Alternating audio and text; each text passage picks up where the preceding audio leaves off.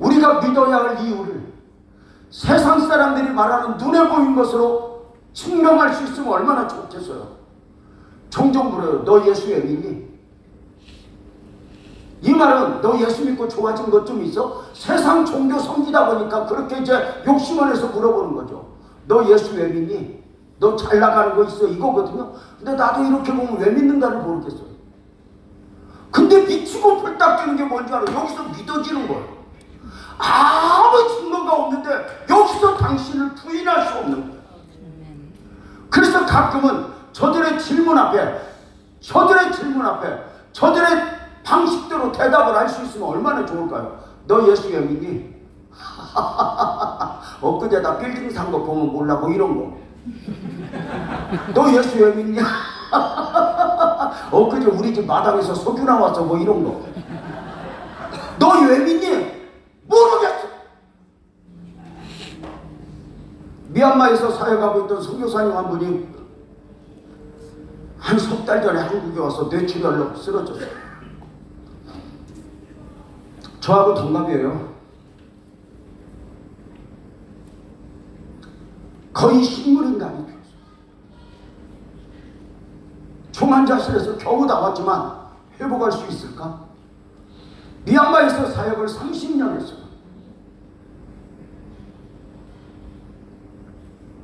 그 중환자실에 계시는 선교사님을 두고 천주교에 다니는 형제자매들, 안 믿는 형제자매들이 와서 그 사모를 짓밟아버리는 거예요. 선교사로 30년 살고 이 꼴이야! 그 애들 상처받고 우리가 할 수 있는 건 아무것도 없었어요. 손잡고 우는 거 말고.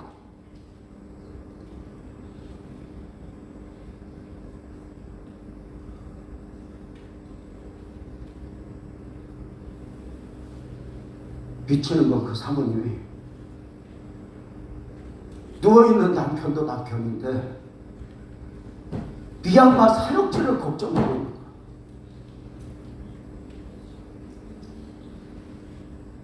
이걸 누가 알아요? 이거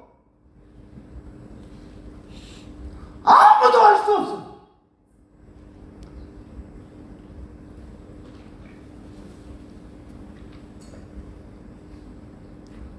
저는 선교사 세미나도 가지만 목사님들 세미나를 가요. 때로는 수천 명의 목사님들이 모여요. 목사님들 왜 모이게 했어요? 목사님들의 꿈의 모습을 교회 부흥을 얼마나 교회 부흥을 원하냐. 제가 한 번은 우리 아내하고 밥을 먹다가 그랬어요. 여보 내가 당신 사랑한다. 여자들이 눈도 깜빡하네요. 30대만 해도 막 사랑한다 그러면 고마워요 이런 게 40, 50, 60 넘으면 사랑 그따위가 아무 소리 없어. 돈을 내놓으래. 돈 없는 사람 개나 주라고. 밥을 먹다가 내가 당신 사랑한다 그랬더니 눈도 깜빡하네. 그랬더니 근데 여보야 내가 당신 사랑하지만 당신이 나보고 손가락 하나 잘라달라고 이혼할 거다. 나는 당신 없이는 살아도 손가락 없이는 못 살아. 의도적으로 말했어요. 그 말을 하면 30대 같으면 한번 싸울 거예요. 무슨 말을 그렇게 하냐고. 모든 걸 초월한 우리 아내 그냥 한마디로 끝내더라고요. 잘라달라고 안 할게. 밥이나 드셔. 여유죠, 여유. 우리 아내가 성도들에게 늘 그래요. 후배들에게. 집안에서 여자가 남자보다 그릇이 10배나 커야 안정감이 있다. 여자가 그릇이 작으면 모든 희망이 없다. 기쁨이 다 붙는 거죠. 여보다가 당신 없이는 사는 또 손가락 없이는 못 살아. 그 말 한 뒤에 이렇게 말했어요. 근데 여보야 당신이 잘라달라면 손가락도 못 잘라줄 것 같은데 교회가 부흥된다면 내가 팔다리 다 잘라줄 것 같아. 그리고 앉아서 울어버렸어.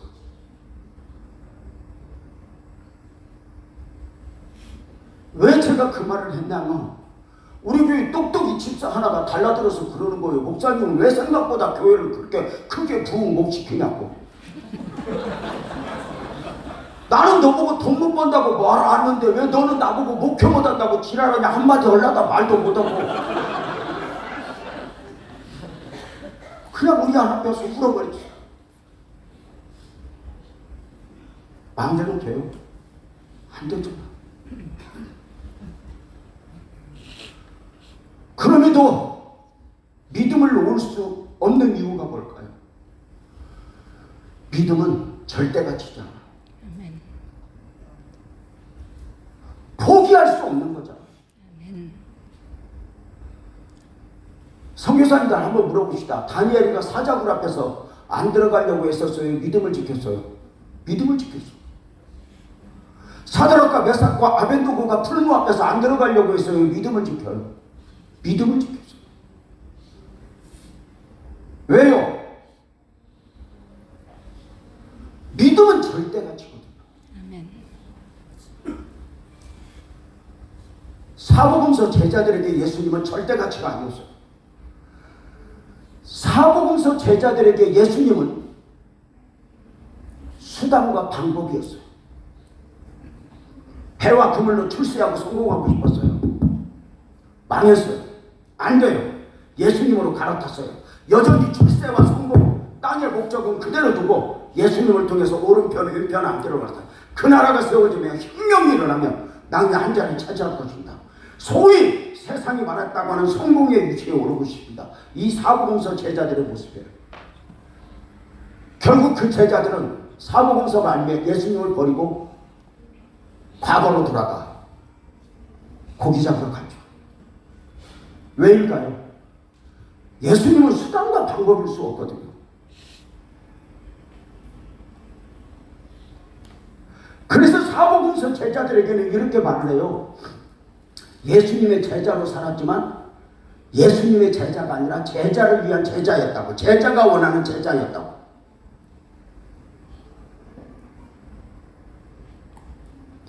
예수님의 부활을 목격했지만 결국은 고기 잡으러 가는 거예요. 그런데 저들이 마가 요한의 다락방에서 성령 체험을 하는 영적 혁명이 일어나는, 주인이 바뀌는 거죠. 영적 혁명 가운데 비로소 제자가 원하는 제자에서 예수님이 원하는 제자가 되었죠. 목회 사역도 선교 사역도 우리들끼리 몸부림치자 끝나면 안 되잖아요. 인간의 노력은 거기까지. 예수님도 안 됐어요. 저는 제가 참 좋아하는 말이 이게 큰일 날 말인데, 나는 예수님이 좋은 게 뭐냐면 예수님도 목회를 실패했다는 거예요. 3년간 동안 부지런히 하다 다 잃어버리고 골치 아파서 죽어버렸다고. 근데 예수님이, 그 대단하신 예수님도 사역을 할 때 언제나 힘에 버거우며 말씀이 말씀되지 못하면 하셨던 말씀이 있어요. 보혜사 성령이 오시다. 아멘. 이렇게 표현해요. 예수님도 성령 의존 사역을 하셨다. 아멘. 수단과 방법이 아니라 성령으로 말미암아. 예수님의 마지막 사역이 뭐였죠? 부활하신 예수님이 제자들을 마가 요한의 다락방에 앉혀놓는 것이었어요. 그래서 성령이 임하심으로, 그러니까 예수님이 전하신 말씀이 제자를 변화시킨 게 아니에요.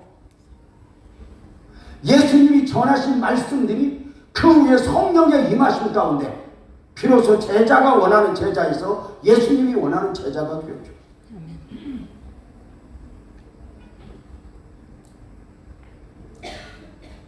왜 우리가 믿음이 안녕해야 돼요? 우리가 예수를 잘 믿어야 되는 이유는 뭘까요? 그래야 건강하고, 그래야 자식이 잘 되고, 그래야 사역이 잘 되니까? 아니요. 딱 하나예요. 예수님 앞에 서야 되니까. 아멘. 우리 몸도 건강한 줄 알았는데 건강하지 않을 수 있잖아요. 하찬원 선교사님 말씀 들으니까 얼굴 색깔이 저렇게 좋으신데 올해 갑상선암 수술 하셨거든요. 그래서 제가 위로하면서, 요새 한국에서는 갑상선 암은 암도 아니라고, 감기보다 좀 센 거라고 제가 웃으면서 그랬지만 얼마나 놀라셨겠어요. 몸도 안녕해야 하지만 믿음이 안녕해야 되는 이유가 뭘까요? 우리가 몸도 늘 살펴야 돼요. 건강한가? 어느 날 제가 깨달았어요. 하나님은 어떤 사람에게는 건강 주고 어떤 사람은 뭐 질병을 주는 게 아니라 기본적으로 건강을 주고 관리는 네가 해라 그랬던 것 같아요. 어느 날 나를 믿음 안에서 영적으로 살피시고 나한테 주님 앞에 서봐요. 마태복음 7장에 보면 일단의 무리들이 주님 앞에서 자기의 이력을 드러놓죠. 내가 주의 이름으로 선지자로 됐고, 주의 이름으로 권능을 했고, 주의 이름으로 제사장했고, 주의 이름으로 목사했고, 주의 이름으로 선교사했고, 주의 이름으로 찬양사역했고 다 했습니다. 주님은 단호했죠. 불법을 행하는 자들아 내게서 떠나가라. 놀라는 게 뭐죠? 믿음이 믿음 아닐 수 있다는 거죠. 주님 앞에 선 무리들이 거짓말했을까요? 아니요. 그렇게 생각하지는 않아요. 저들은 이 땅에서 사람들을 만나면 자기의 사역을 자기를 소개하는 방식대로 자기 명함을 주님 앞에 늘어놓았어요. 땅에서는 사람들에게 자신을 소개하면 박수를 쳤거든요. 내가 빛나교회 목사요. 와 그러세요? 내가 빛나교회 장로요. 와 그러세요? 그 대단한 교회? 아, 그 교회 열심히죠. 대단하죠. 다 박수 쳤어요. 그래서 이것이 주님 앞에 통할 줄 알고 주님 앞에 늘어놓았어요. 내가 주의 이름으로 귀신을 쫓아냈습니다. 권능을 하겠습니다. 선지자 노릇했습니다. 불법을 행하는 자들아 내게서 떠나가라. 놀라는 거죠. 믿음이 믿음 아닐 수 있구나. 믿음인 줄 알았는데 믿음이 아닐 수 있구나. 왜? 주님이 보시는 눈은 사람이 보는 눈과 다르잖아. 사람은 외모를 보니와 나 여호와는 중심을 보니라. 우리는 이 말씀을 굉장히 좋아해요. 한번 따라서 합시다. 중심을 보시는 하나님. 중심을 보시는 더 크게 중심을 보시는 하나님. 중심을 보시는 하나님. 우리 성교사님들 중심을 보시는 하나님 좋아요 안 좋아요? 좋잖아요. 억울하고 힘들 때 아시지요 아시지요 하면 마음에 뭔가 느낌이 싹 있잖아요. 부부싸움하고 나서 아시지요 그놈 썸을 너무 먹으라고 그냥 좀 위로가 되잖아요. 근데 어느 날 말씀이 그렇게 위로가 되었던 말씀이 때로는 칼이 되어야 되게 다가오는 거 경험하셨어요? 말씀이 칼이 되어서 저를 난도질하는 걸 경험하셨어요? 그 중심을 보신 하나님 저도 좋아했는데 언젠가 책상 앞에서 그 말씀을 묵상하는데 갑자기 무서워지는 거예요.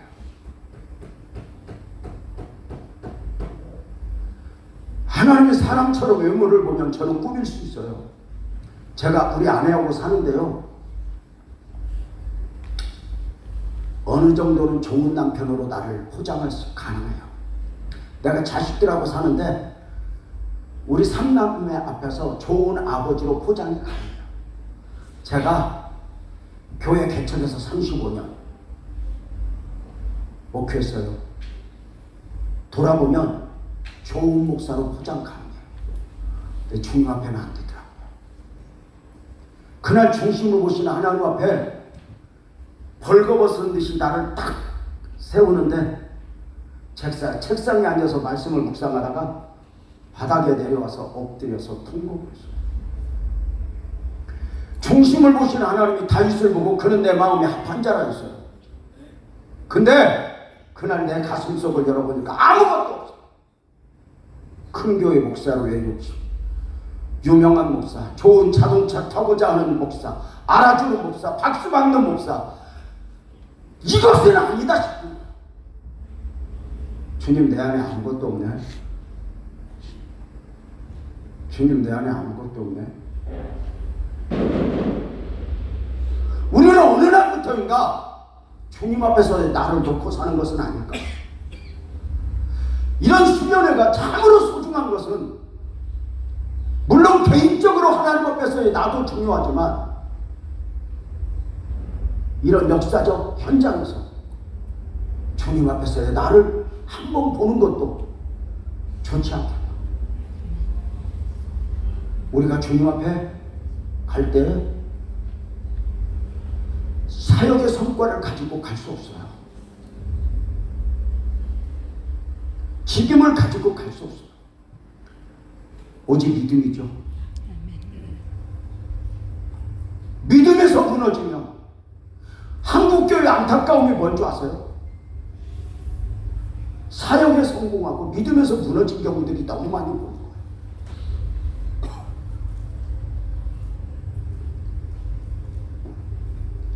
저는 지난 연말에 은퇴했어요. 은퇴하고 더 무서운 거예요.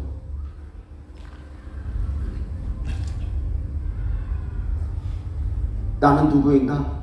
나는 누구여야 하는가? 오늘 선교사님들과 함께 제 친구 요셉을 이야기하고 싶어요. 저는 요셉을 친구 삼았어요. 요셉을 친구 삼게 된 동기가 있네요. 제가 새벽 예배를 열심히 하나님의 은혜 가운데 19살 때 새벽 예배를 다녔는데 어느 날 하나님의 은혜 안에서 새벽에 기도하다 보니까 아무도 없어요. 이 추운 겨울에 예배 마치고 나왔더니 성도들은 일찍 가고 제가 너무 늦게 나왔나 봐요. 길에 하얀 눈이 쌓였는데 발자국이 없어요. 아마 그 사이에 눈이 왔나 봐요. 그 모습이 너무 좋아서 이렇게 보고 있는데 목사님이 오시더니 그때까지 강대상에 계셨나 봐요. 아마 이제 제 경험상 들어보면 가려고 그랬는데 청년 하나가 저기 있으니까 또 있고 가려고 그랬는데 청년 하나 저기 있고 그래서 아마 계셨던 것 같아. 아니 그 목사님이 아니라 내 경험에 의하면 나왔는데 제가 눈을 바라보고 있으니까 이러는 거예요. 요셉 형제 눈이 참 예쁘지? 그래서 제가 나 말고 누가 있나? 아무도 없는데 목사님이 요셉이라고 그래요. 그래서 목사님 저를 왜 요셉이라고 그러세요? 그랬더니 아니야, 형제를 보면 그냥 요셉이 생각나. 형제가 요셉 같았으면 좋겠어. 순간 저는 요셉하고 친구가 됐어요.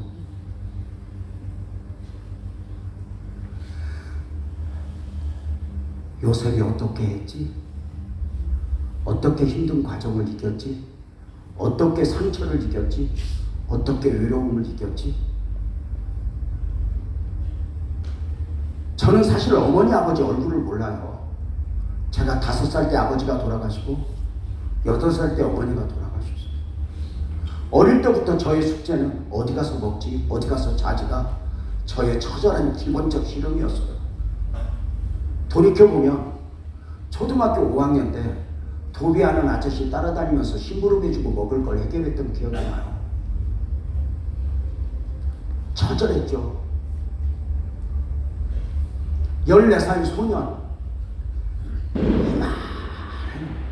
그 14살 소년이 다른 애들 다 중학교 갈 때 공장에 취직했을 거예요.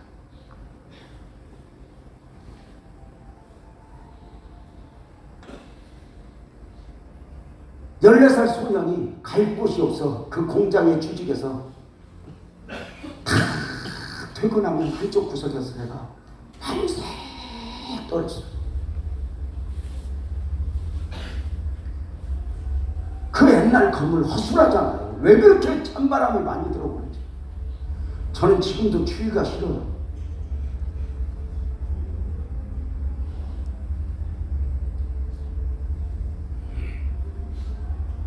그 외로운 제가 요셉을 친구 삼은 거예요. 그래서 제 친구 요셉을 여러분에게 소개하겠다고 말씀을 드린 거예요. 오늘 창세기 45장을 읽었는데 이 45장은 애굽의 총리가 된 요셉과 흉년 대기근 가운데 곡식을 살아온 형제들이 22년 만에 만나는 장면이 소개되고 있어요.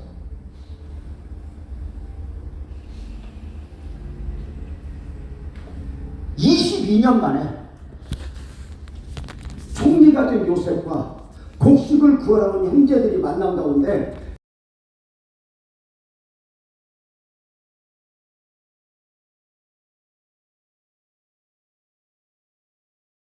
당신들이 죽이려 했던 요셉입니다. 당신들이 애굽에 나를 팔았다 해서 근심하지 마소서. 그리고 5절에 이렇게 말해요. 하나님이 생명을 구원하시려고 나를 이곳에 먼저 보내셨습니다. 한 번만 따로 삽시다. 선교사님 그렇게 졸리죠? 그렇게 생명을 구원하시고 생명을 구원하시려고 나를 이곳에 보내셨나이다. 나를 이곳에 보내셨나이다.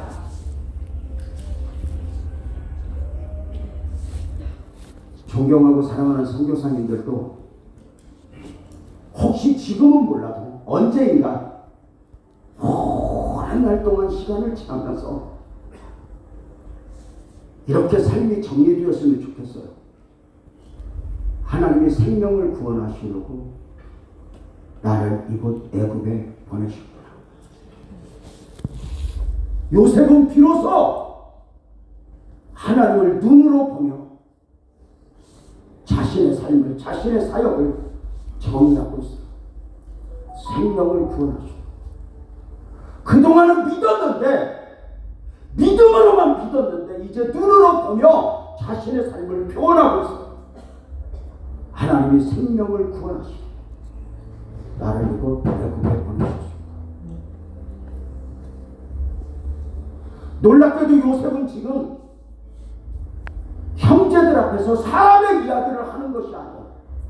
형들 나 팔았지, 형들 나 죽이려고 했지, 이런 사람의 이야기가 아니라 하나님의 이야기를 하고 있는 거죠. 자신을 죽이려 했던 형제들 얼마나 큰일이에요. 자신을 노예로 팔았던 형제들 얼마나 큰일이에요. 근데 그 형제들 앞에서 더 큰 하나님의 이야기를 하는 거예요. 사람의 이야기가 아니라 당신들 나 힘들게 했지, 당신들 나 억울하게 했지, 당신들 나 죽이려 했지, 이게 아니라 하나님의 이야기를 하는 거예요. 먼저 주의 이름으로 선포하면서 우리 존경하고 사랑하는 선교사님들을 한번 축복하고 싶어요. 언젠가 요셉이 입었던 은혜, 내 삶을 보면서 그 무엇보다도 하나님이 커 보이고 하나님의 역사가 커 보여. 사람 앞에서 나를 힘들게 했던 사람, 나를 억울하게 했던 사람 앞에서 그들의 이야기가 아니라 더 큰 하나님의 이야기. 형님들이 나를 팔았다 해서 근심하지 마소서, 한탄하지 마소서. 하나님의 생명을 구원하시려고 나를 이곳에 보냈습니다. 아멘. 크게 아멘합시다. 선교사님들도 이 하나님의 이야기를 눈으로 보며 선포할 수 있는 복된 은혜가 있기를 주님의 이름으로 축복합니다. 아멘. 아멘이죠? 아멘. 이것 아니면 우리 무너져요. 그럼 이 나이 요셉이 오기까지 세 단계. 요셉의 시작은 어떠합니까? 잘 아시는 대로 요셉은 나이 17에 꿈을 꾸어요. 두 가지 꿈이죠. 어느 날 밭에서 일하고 있는데 11개의 곡식단이 자신 앞에 절을 해요. 어느 날 해와 달과 11별이 자신에게 절을 해요. 요셉은 꿈을 꾸고 너무 좋아서 형제들에게 이야기해요. 근데요, 오늘 이 밤에 제가 요셉의 꿈을 주목하는 이유는 요셉의 꿈은 하나님이 주신 꿈이었다는 거죠. 우리가 요셉의 꿈을 좀 더 정확하게 이해하려면 요셉의 꿈은 요셉의 출세나 성공이 아니에요. 꿈을 꾸어라, 비전을 품어라, 이런 인간의 꿈이 아니에요. 요셉의 꿈은 앞으로 20년 후에 있게 될 인류의 대기근을 앞두고 생명 구원의 계획을 세우신 하나님이 요셉의 꿈을 통해 요셉의 인생에 개입하신 거예요. 다시 말씀을 드릴게요. 우리가 요셉의 꿈을 주목하는 이유는 요셉의 꿈은 요셉의 출세나 성공이 아니었다는 거예요. 꿈을 꾸어라, 이 정도가 아니었다는 거예요. 하나님이 20년 후에 내일 일을 아시고 내일 일을 섭리하시고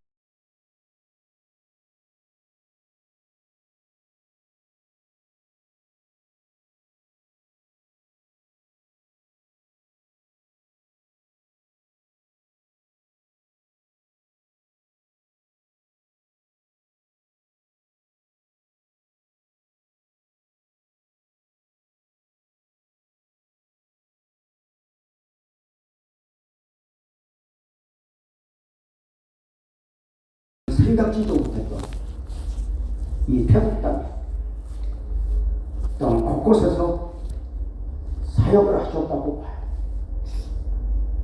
우리는 종종 성도들이 은혜 받기를 원해요. 은혜를 사모해요. 근데 여러분 아세요? 요셉의 꿈에 하나님의 비전이 심겨지면서 하나님의 구원 섭리가 담겨지면서 안타깝게도 요셉이 사는 삶은 요셉이 사는 삶이 아니어야 했던 거죠. 사도의 고백이 있죠. 내가 사는 것은 내가 사는 것이 아니라 내 안에 예수께서 사신 것이다. 아멘. 요셉은 거대한 하나님의 비전이 심겨지면서 비단길이 깔린 게 아니에요. 세상에 하나님의 나라가 심겨지면 세상이 박수 쳐요? 아니요. 이 땅에 하나님의 나라를 가지고 오면 이 땅이 여러분에게 박수를 쳐줘요? 아니요. 다시 말씀을 드릴게요. 복음이 왜 힘든 줄 아세요? 복음은 사람이 원하는 것을 주는 게 아니에요. 사람이 원하는 건 떡이에요. 근데 복음은 믿음이 아니면 이해가 안 되는 영혼을 줘요. 저들이 원하는 것이 아닌 복음, 주어야 할 것을 앞서 깨달은 사람으로서, 앞서 복음을 받은 사람으로서 품고 와서 저들에게 주는 것, 이게 쉬워요? 쉽지 않죠. 눈물이죠. 처절한 신음이죠. 우리마저 무너져버릴 듯한. 요셉의 인생에 하나님이 개입하니 이제 앞으로 비단길 깔릴 거야가 아니죠. 성경 속으로 들어가 보세요. 하나님의 위대한 구원 역사가 펼쳐지면 언제나 마귀는 먼저 움직였어요. 아시죠? 430년간 애굽에서 종살이하던 이스라엘 백성들, 때가 되면 하나님이 출애굽의 계획을 세우시고 모세를 보내요. 마귀는 먼저 알고 바로의 마음을 충동질하여 사내 아이가 태어나면 나일강에 던져 죽이라는 법을 만들어 놓고 기다려요. 2000년 전에 하나님이 사람의 몸을 입고 그 이름 예수로 오셔요. 자기 백성을 저들의 죄에서 구원할 자, 그 이름 예수로. 근데 아세요? 마귀는 헤롯의 마음을 충동질하여 2살 미만의 아이들을 죽이라는 법을 만들어 놓고 기다려요. 요셉이 꿈을 꾸니 형제들이 죽이려고 하고 노예로 팔아요. 선교사님들 사역지에 오니까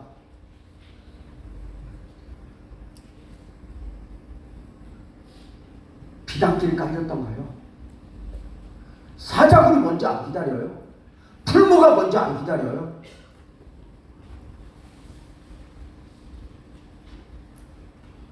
목회가 그러잖아요. 모든 것이 그러잖아요. 육을 입고 살아가는 인생들 앞에서 영적인 소중함 알고 접근하는 것이 이게 뭐가 그렇게 쉽겠어요?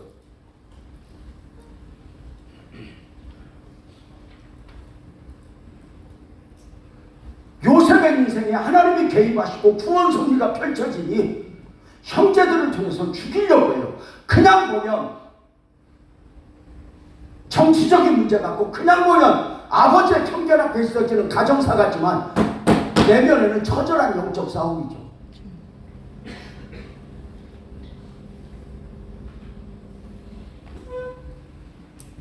하나님의 역사는 그렇게 처절한 영적 싸움 가운데서 시작되고 지는 거죠.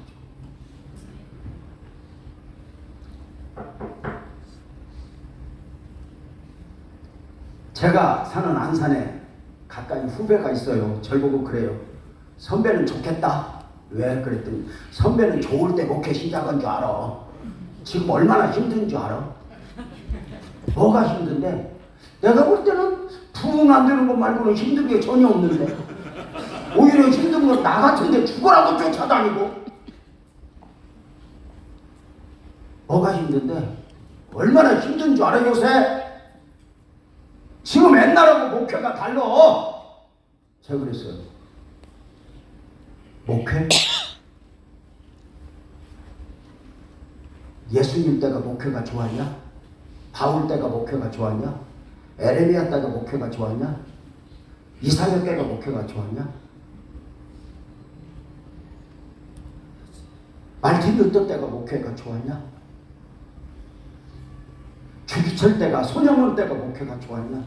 원래 목회는 그렇게 생겨 먹었어.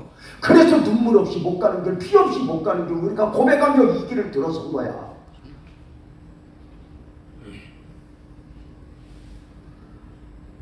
그러면서 그가 말이야. 근데 선배, 나 목회 그만하고 싶어. 어쩌면 위로받고 싶었던 그 후배에게 제가 했던 말은 딱 하나였어요. 네 맘대로 십자가 내릴 권리 없어. 이 교회는 네 교회가 아니야. 부르신 이도 주님이면, 시작이 주님이면, 저는 목회하면서 철칙으로 여기는 게 있어요. 마지막을 내가 만들지 말자. 에이쌍! 사역이고 뭐고 마지막을 내가 만들면 대가를 지불해요. 하나님은 알파만이 아니라 오메가가 되니까 내 마음에 들지 않는 환경 앞에서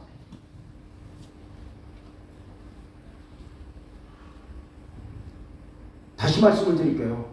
요셉의 시작은 요셉의 나이 17에 꿈을 꾸었는데 이 꿈을 주목하는 이유는 하나님이 주신 꿈이고 이 꿈은 출세나 성공이 아니라 앞으로 20년 후에 교대 인류의 대기근을 앞두고 생명 구원 섭리 가운데 하나님이 요셉의 인생에 꿈을 통해 개입하신 것이다.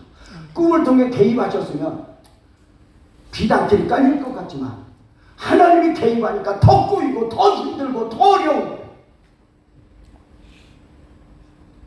원래 목회나 선교는 광야에 서는 거예요. 광야가 뭐죠? 아무것도 없는 거, 아무것도 할 수 없는 거. 하나님 말고는 아무것도 없는 거. 하나님이어야 하는 거. 저는 목회하면서 배운 게 있어요. 더 좋은 환경은 없다. 더 좋은 사람은 없다. 오늘의 환경이 최선이고 오늘의 사람이 최선이다. 아멘. 이걸 믿고 사는 거죠.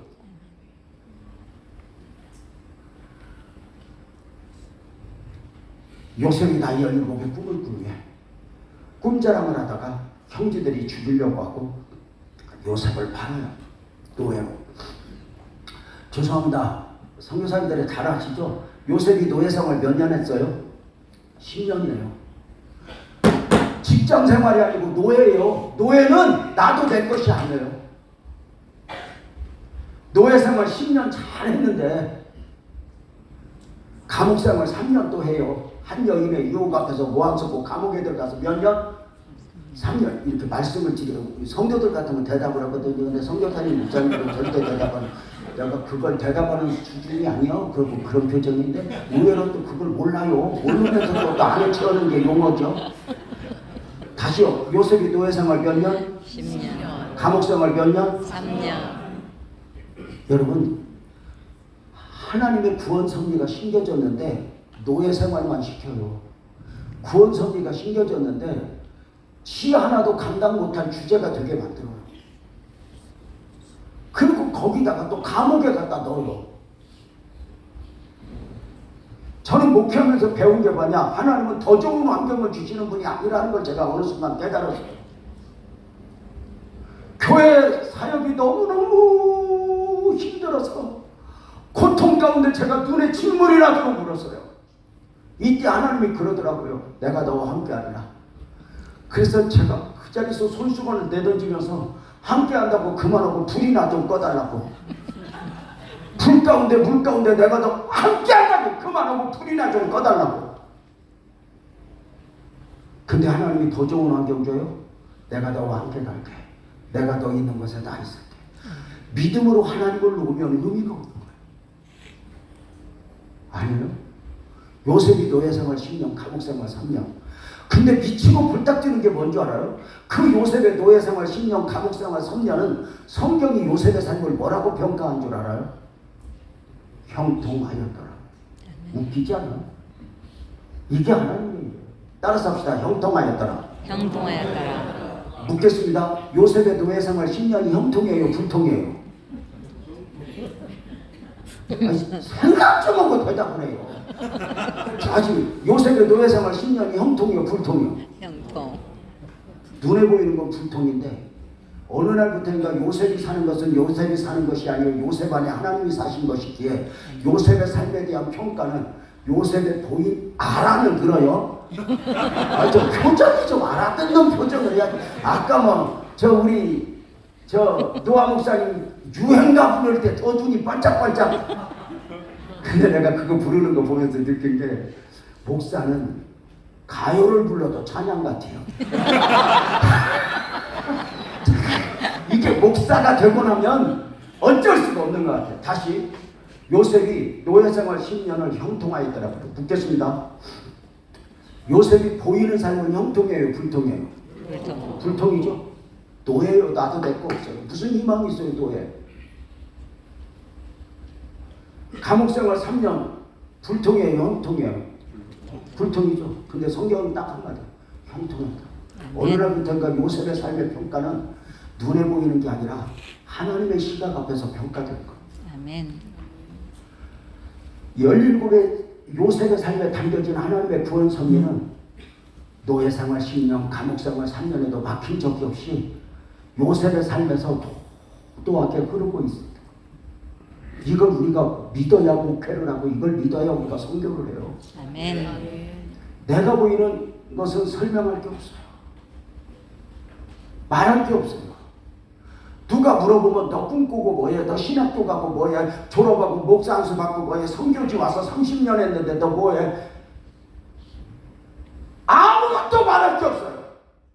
근데 그 안에 도도하게 흐르고 있는 하나님의 섭리는, 태국 안에 도도하게 흐르고 있는 섭리는 아멘. 형통하였다. 막힌 적이 없어요. 아멘. 비가 오지 않으면 땅바닥이 갈라져요. 먼지가 팍팍 나요. 3m만 파고 들어가면 남쪽에 도도하게 물이 흘러요. 우리의 삶이 갈라지고 메말랐어도 땅속에 도도하게 샘물이 흐르듯 내 안에 하나님의 역사는 흐르고 있다. 아멘. 내 일이 아니에요. 근데 여러분 믿읍시다. 땅속의 물은 언제까지 땅속에서만 흐르는 것이 아니라 크게 아멘합시다. 때가 되면 솟아납니다. 아멘. 내 안에 담겨진 하나님의 구원 섭리가 지금은 내가 노예 생활을 한다. 가난의 노예, 질병의 노예. 내가 하철한 선교사님 갑상선암 수술했다 소리 듣고 가슴이 너무 아프다.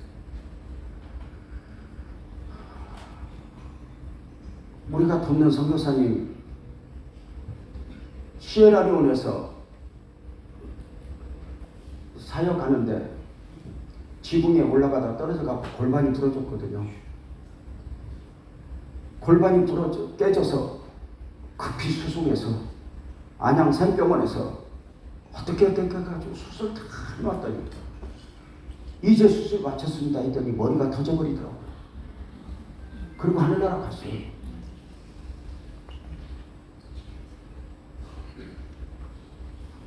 우리가 목회를 하다 보면 노예생활 10년, 감옥생활 3년 가운데 왜요? 하고 싶을 때가 얼마나 많은 줄 알아요? 하나님 왜 이 고생 시키려고 나를 왜 보냈어요? 이럴 때가 얼마나 많은 줄 알아요? 믿음으로 믿음이 아니라 눈에 보이는 걸로 왜요? 하고 묻고 싶을 때가 얼마나 많은 줄 알아요? 요셉이 노예생활 10년, 감옥생활 3년 하면서 어느 날부터인가 요셉은 내 삶에 하나님의 섭리가 담겨졌다고 믿으면서 입을 닫아요. 자신의 삶을 설명하려고 애쓰지 않아요. 여러분 죄송합니다. 선교사님들 한번 거룩한 상상을 하면서 뭐 들어봅시다. 요셉이 노예 생활할 때 요셉만 있을까? 다른 노예도 있었을까? 있다고 해보세요. 있었을까? 없었을까? 있어요. 있죠. 다른 노예가 나 이래서 요셉 됐는데 너 어쩌다 요셉 됐어? 이렇게 노예 됐어? 물어볼까? 안 물어볼까? 나는 이렇게 노예 됐는데 어쩌다 노예 됐어? 이렇게 물어볼까? 안 물어볼까? 대답하려면 뭐라고 해야 돼? 생각이 없어요? 그 질문 앞에 대답을 하려면 뭐라고 해야 돼? 우리 형놈들이 나를 팔았어. 나를 죽이려고 했다니까?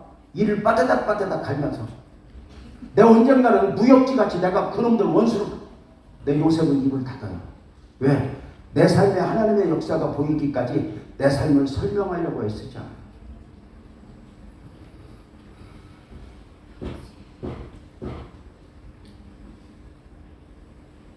요셉이 얼마나 아버지 보고 싶어요. 얼마나 외로웠겠어요.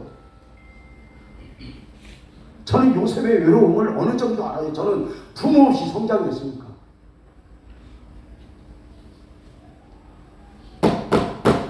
자, 요셉이 감옥에 갔어요.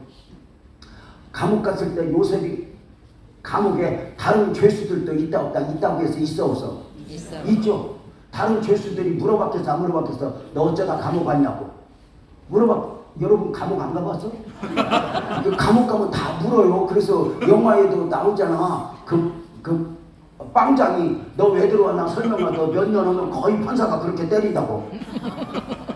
자, 왜 감옥 갔냐고 물어봤겠어 안 물어봤겠어?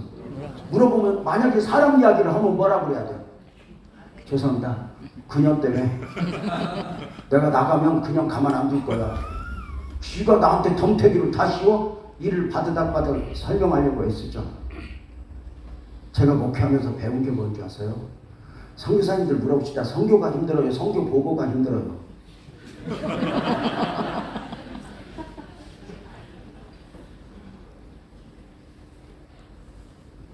저는 선교사님들을 많이 화성 또 협력 선교사했지만 단 한 번도 선교 보고를 받아본 적이 없어요. 하지 말라고 해요. 설명하려고 애쓰지 말고.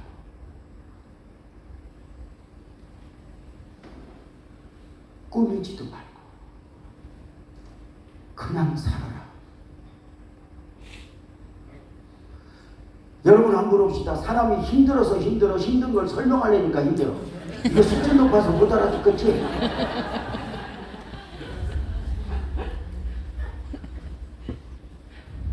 너 왜 감옥 왔어? 너 왜 노예됐어? 사람 이야기를 해야 되잖아요. 말 안 해요?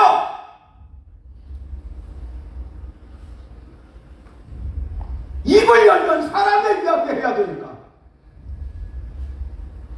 내 삶에 하나님의 역사가 도도하게 흐르고 있고 때가 되면 솟아날 텐데 그날을 꿈꾸며 살아가는 내 안에 그 솟아나는 걸 어쩌면 주님 나라 가서야 볼 거야. 못 볼 수도 있어. 그냥 죽을 수도 있어. 뇌 출혈로 어느 날 총막, 어느 날 사고. 이게 선교사들의 운명이잖아요.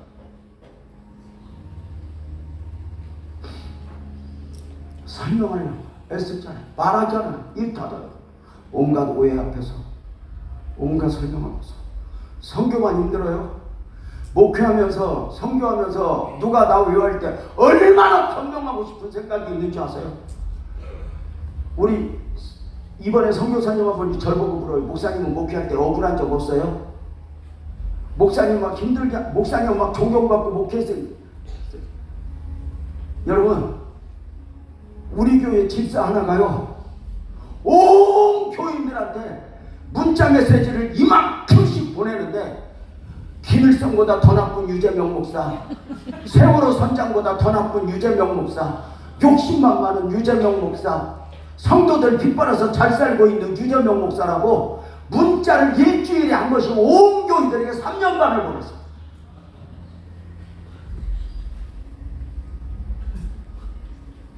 우리 안에 여기 있어요. 강대상에서 단 한 번도 변명 안 했어. 억울한 만큼 힘든 만큼 주님의 은혜 부르죠. 나요 변명하고 싶었죠. 얼마나 변명하고 싶어.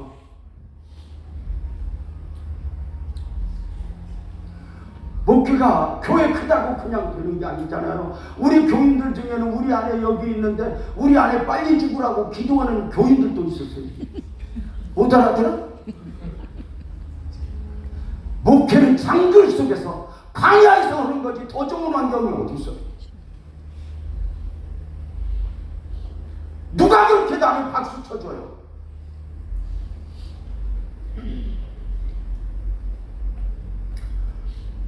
요셉은 자신의 삶을 설명하려고 했었잖아요. 딱 하나, 형통하였더라. 형통하였더라. 보여주는데 사역은 얽혔지만 보여주는데 사건 내려올까 아무것도 없지만 이 눈에 아무 증거 아무것도 없지만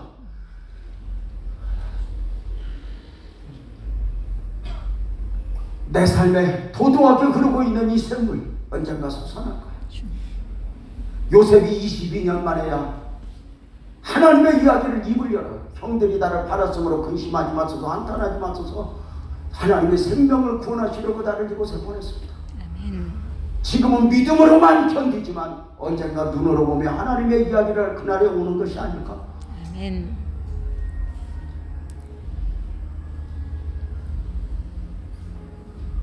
너무 누구에게 잘 보이려고 했을 것도 없어. 자랑도 터졌고 죄송하지만 저도 이제 안디옥교회 목사님 뭐 이런 어르신들의 귀함은 나도 정말 별것 없지만 은퇴하고 1년 지났는데도 안 보이던 것이 보여. 그렇게 세상에 대단하다고 여겼던 큰 교회 목사님들도 어느 날 불쌍해지더라니까 별것 없구나. 영원이 없다면 하늘이 없다면 저는 우리 성도들에게 제가 목회하면서 끊임없이 강조한 게 있어요. 이 땅에서는 믿음으로 살다가 간증은 천국 가서 하고 상급은 천국 가서 받자. 아멘. 천국을 놓아버리면 의미 없죠. 요셉이 그 외로움에 기한 13년 상처 외로움 다 덮어요. 형통하였더라. 내가 사는 건 내가 사는 게 아니야. 내 안에 예수께서 사신 것이야. 내 안에 하나님이 사신 것이야.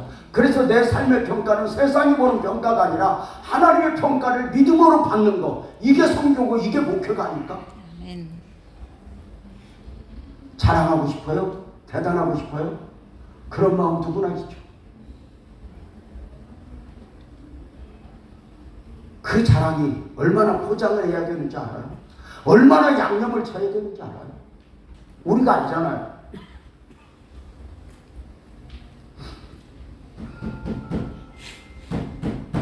요셉은 대신에 삶의 태도가 달랐어요. 노예였지만 보세요. 주인처럼. 아멘. 감옥에서 죄수였지만 간수처럼. 아멘. 이게 우리 그리스도인들의 삶이에요. 아무것도 없어도 다 가진 자처럼. 아멘. 작은 교회 목사지만 나는 큰 그릇으로 믿음하라고. 아브라함 칼리퍼가 쓴 땅콩 박사라고 하는 책에 보면 이런 말이 나와요. 마당을 쓸어도 주인의 마음을 가지고 쓸어라. 언젠가 너는 주인이 될 것이다. 근데 마당을 쓸면서 평생 머슴같이 원망하고 불평하고 쓸면 너는 평생 마당을 쓸다 죽을 것이다. 오늘도 작지만 큰 사람으로 자랑할 것 없지만 그리스도 안에 자랑할 것이 많은 사람으로 아시지요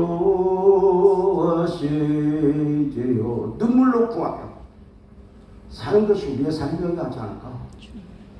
어떠세요? 없으면 없다고 징징거리고 억울하면 억울하다고 징징거리는 것이 아니죠. 요셉은 하나님의 비전을 품었지만 단 한 번도 자신의 삶을 자신이 만들어내지 않았어요. 바보처럼 물 흐르듯이 살았어요. 제가 며칠 전에 와서 김동원 선교사님하고 산족들 전도 집회 다니면서 물 흐르듯이라는 말을 계속 여러 번 했어요. 내가 만든 길은 길이 아닙니다. 하나님을 느끼며 살아야 됩니다. 더디 가면 어때요? 보여줄 것 없으면 어때요?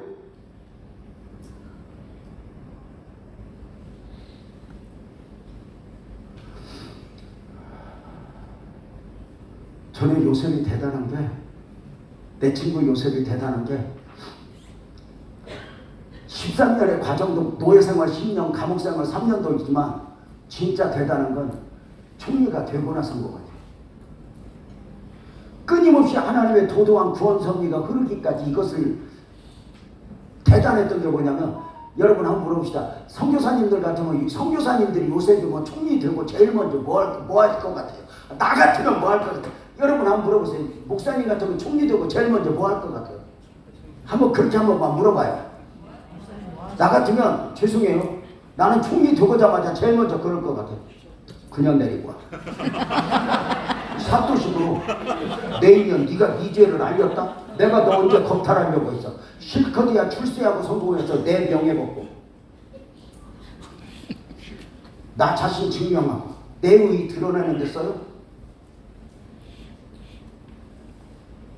하나님의 일이라는 게 얼마나 나를 내려놓아야 되는지 알아요. 그 여자 데리고 와. 그래도 돼. 그런데 우리는 안 돼. 왜? 어려울 때도 하나님의 도도한 구원 섭리가 내 삶에 흘렀듯 출세하고 성공해도 내 안에 구원 섭리가 흘러야 돼. 아멘. 하나님이 보여주고 느껴지기까지 끝까지 기다려보는 거죠. 또 하나, 요셉이 총리되고 나면 나 같으면 뭐 했을까? 선교사님 한번 물어봐요. 나 같으면 뭐 했을 것 같아요? 그냥 데리고 하나 아까 했고 뭐 했을 것 같아요? 나 같으면 말 12필 앞세우고 집에부터 갔을 것 같아요. 고향 앞으로 가서 여러분 한번 물어보세요. 요셉이 몇 살에 팔려왔죠? 17에. 그러면 집 주소 알아볼라? 알죠? 17에 팔렸어. 나는 11살에 시골에서 이사 왔는데 지금도 시골집 주소를 아는데 17에 팔려왔어요. 주사죠. 형제들이 곡식을 사러 왔다면 요셉이 말 타고 갈 수 있는 거리다 아니다. 맞죠? 요셉이 진짜 무서운 게 뭔지 알아요? 출세하고도 자신을 살지 않아요. 총리가 되고도 9년간을 집에 안 가요. 아버지가 보고 싶어서 얼마나 울어요. 나 같으면 내가 안 가도 비서만 보냈을 것 같아. 야, 김집사 너 좀 갔다 와. 우리 아버지 살아계실까? 끝까지 쫓아. 힘이 없을 때도 하나님을 따르지만 힘이 있음에도 하나님을 따라. 힘이 없을 때만 하나님을 의지하는 것이 아니라 힘이 있는데도 끝까지 하나님이 그 환경을 허락하실 때까지, 하나님 그 삶을 만들 때까지, 내 삶에 어렵고 힘들 때도 도도하게 하나님의 선물이 흘렀지만 내 삶에 출세하고 성공할 때도 하나님의 구원 섭리가 흘러 인당화되지 않고 끝까지 하나님의 역사를 목회를 해보니까요, 작은 교회 목사일 때보다 큰 교회 목사가 더 무섭더라고요.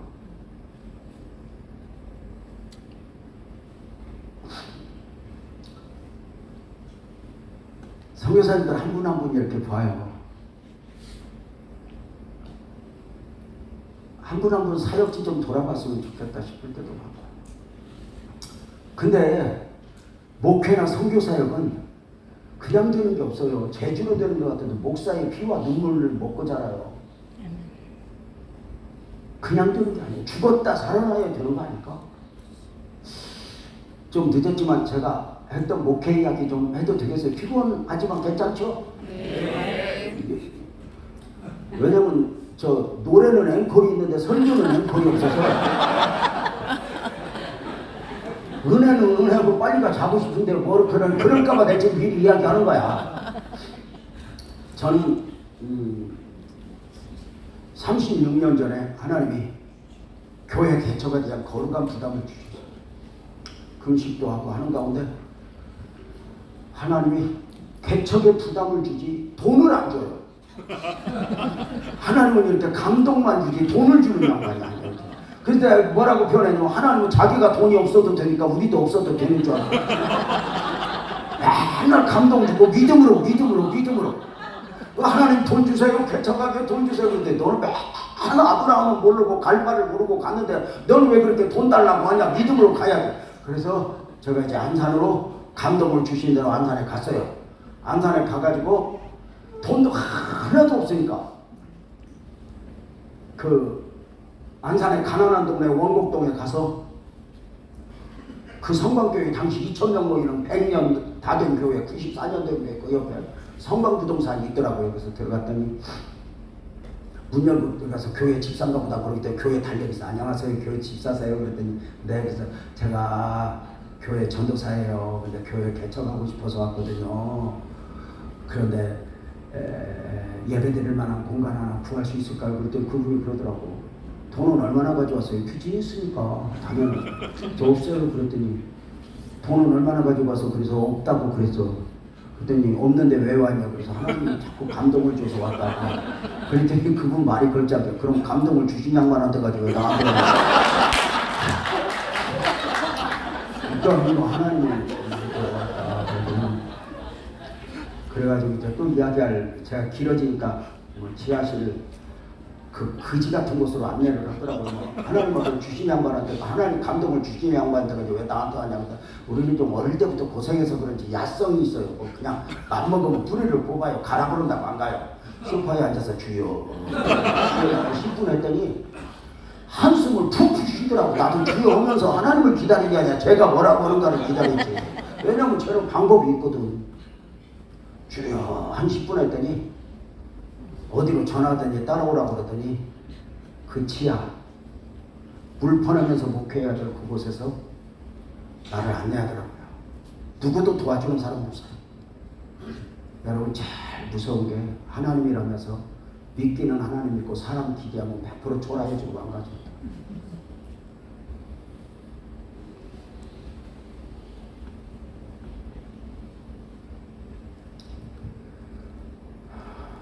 그냥 하나님만 보고 교회 개척했어요. 우리 아버님이 우리 아내 아버님이 장인어른이 검은도에서 목회했어요. 통합지기죠. 제가 30년 전에 거룩한 부답을 하고 아버님한테 가서 그 은퇴하고 누워 계신 아버님한테 가서 아버님 저 교회 개척할래요. 반은 보고 반은 허락해요. 말씀드렸더니 앞서 그 길을 걸으신 아버님이 눈을 감더니 눈물을 툭 흘리더니 그러더라고요. 굶을 각오 됐는가. 하도 굶고 목회를 해서 검은도에 쌀이 어디 있었겠어요. 굶을 각오 됐는가. 그래서 제가 아버님 지금 시대는 좋아져서 굶지는 않아요. 먹는 거 먹어요. 그러잖아. 옛날 우리 선배들은 다 연탄 개수 맡으면서 목사님 그러고 사역했잖아. 굶으면서. 근데 우리는 배가 터지게 먹잖아. 굶진 않아요. 그랬더니 그때 이렇게 말하는 거야. 굶어도 굶었다고 성도들에게 말 않고 목회할 수 있겠는가. 하나님만 보고 목회할 수 있겠는가. 제가 이 말이 보통 말이 아니라는 걸 알고 무릎 딱 꿇고 네 그랬거든요. 그 아버님이 그렇게 굶으면서도 검은도에서 이번에 우리 아내가 자녀 친정 처갓집 식구들이 다 아버님 사역지 안 받고 돌아보면서 검은도 갔다 왔는데 늘 아버지가 그랬대요. 성도들이 와서 밥 먹었냐고 물어보면 꼭 먹었다고 그래라. 꼭 먹었다고 그래라. 여기가 꼬르륵 하는데도 그 어린애들 앉혀놓고 먹었다고 그래라. 그랬대. 그래서 그러고 이제 목회를 주님만 보고 했어요. 하나님은 더 좋은 환경을 주는 분이 아니야. 그렇게 주님만 보고 목회를 하는 거예요. 그렇게 목회를 하는 거예요. 그래서 십자가도 없이 간판도 없이 이렇게 목회를 시작하는데 그 지하실에서 물 퍼내면서 목회를 하면서 몇 년 있는 동안 강대상이 2번 썩어 주저앉았어요. 습기가 쳐서. 희한한 데를 얻었다니까. 아니 그거 부동산 따라갔더니 바닥에 왜 우물이 있어. 그 약수터에 아무리 가물어도 지랄하고 그물은 나와. 옛날에 방수 시절 잘 안 될 때 있잖아. 목사님 그 물 모아서 푹 모다가 센서 연결해서 나가는데 센서 엉키면 다 물 받아 되는 거. 그물이. 내가 그래서 집사님 이게 뭐예요? 그래서 아이고 이거 약수터라 물 많이 나와서 전도사님 이거 얻으면 고생할 거야. 그러면 안 얻지. 근데 돈 버는 사람은 말을 잘해. 싹 웃어. 이게 뭐예요? 그랬더니 싹 웃어. 전사님 그 물 떠서 청소하면 물값도 안 들어. 은혜가 넘치더라고. 성경적인 것 같아. 앞에서 설교고 뒤에서 생수가 솟아난다. 그리고 거기서 몇 년 신음하는 동안 여기 치안관이 자주 오셨죠. 정필도 목사님이 우리 젊은 목사들 앉혀놓고 그랬어요. 목회 저절로 될 줄 알아? 강대상을 눈물로 적히기 전에는 부흥을 꿈도 꾸지 마. 날로 먹어? 그러고 혼내냈거든. 우리는 정말 그러고 지하실에서 기도를 부르짖자 아내와 함께 기도하다가 얼마나 부흥을 달라고 울었는지 몰라요. 그 지하실에서. 근데 그렇게 기도하는 우리에게 첫 번째 부흥이 온 것이 아니라 아픔이 먼저 오더라고요. 어느 날 저랑 늘 지하실에서 기도하던 아내 식사하러 갔더니 우리 아내 목에서 피가 한 주먹이 나온 거예요. 아! 그러더라고요. 이렇게 닦아요. 보기만 내가 처음 봤지 또 그랬던 것 같아요. 울면서 이렇게 닦아서 당신 왜 그래? 그랬더니 우리 아내가 그래요. 여보 나 아파.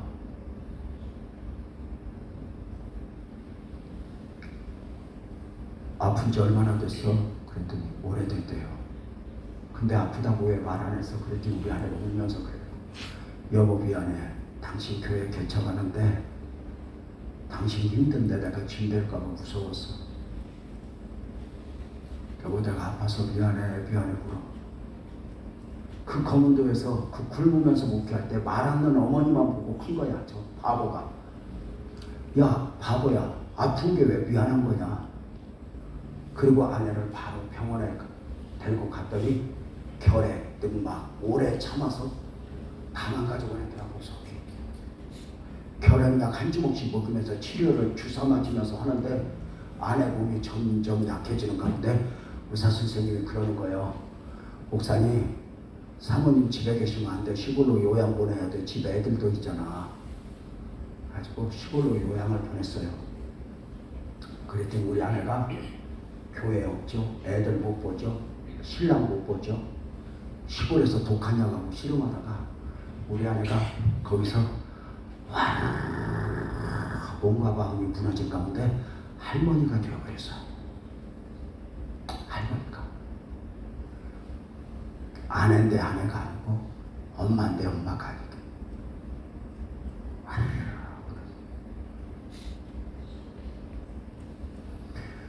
그냥 두면 망가질 것 같아서 데리고 왔는데 계단을 못 올라가요. 엘리베이터 앞에서는 땅에 주저앉아버려요. 어릴 적부터 우리 집 애들은 엄마 이러고 우는 애들이 없어요. 엄마가 케어 못 해주는 걸 알아요.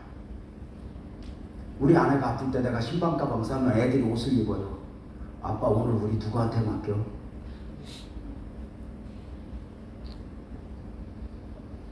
우리 아내 때로는 죽었나 흔들어 보기도 하고. 개척교회 목사가 교회 개척을 하면서 힘들고 어려운 가운데 그 아내의 과정을 우리 아내는 거의 한 13년 동안 아무것도 못했어요. 그러는 중 하나님이 기도를 시켰어요. 날마다 울게 만들었어요. 그리고 한쪽으로 하나님이 위로를 하는데 기가 막힌 게 또 이제 또 다른 이야기지만 교회가 부흥이 되는 거야. 지하실에 앉을 자리가 없도록 부흥되고, 그리고 또 상가에 갔더니 상가도 앉을 자리가 없도록 한참 교회가 부흥될 때는요, 저는 안산에 조용기가 또 한 명 나오는 줄 알았어요. 진짜 하나님이 몰아주는데요, 겁없이 몰아주더라고. 그때부터 우리 아내가 그때도 아팠거든요. 그러면서 한쪽으로 위로로 주면서 부흥을 주는데, 그때부터 이제 앉을 자리가 없도록 상가에 부흥되니까 우리가 내가 빌딩 하나 얻어가지고 부흥시켰더니 안산 목사들이 이해가 안 되는 거예요. 저 교회가 왜 부흥되냐. 교단도 분서교단이지, 목사도 배운 것도 없지, 보잘것도 없지. 그러니까 왜 부흥되는지를 몰라서 결론이 장소가 좋은가 보다. 그래가지고 그 한 건물에 교회가 하나씩 이사 오는데 5개가 이사 오는 거야. 내가 어디 교회 잡지에서 보니까 한 건물에 교회가 여러 개라고 하는데 어디서 보던 건물이에요. 여러분 한 건물에 교회가 5개 있었다니까. 그 자리가 뭐가 좋다고. 밑에서 계단으로 올라오는데 성도들이 어디로 갈지를 모르거든요. 여기 있으면 죄짓겠다. 그래서 성전 내지달라고 기도를 했어요. 성전 내주세요. 성전 내주세요. 기도했더니 6개월, 8개월 기도했더니 국민일보에 성전 부지 매매 공고가 나왔는데 606평 8차선 대로가는 그때 10억 3천이에요. 지금 그 땅 100억도 넘어요. 그 땅을 딱 눈에 봐요. 8개월 기도했으니까 우리는 믿음으로 하면 가요. 그냥 하나님의 일은 믿음으로 받는 거지. 목사님 먼저 교회 질 때 돈 주던가 하나님은 안 줘. 더 좋은 형편도 없어. 하나님은 자기가 없어도 되니까 우리도 없어도 되는 줄 알고 맨날 믿음으로 한단 말이야.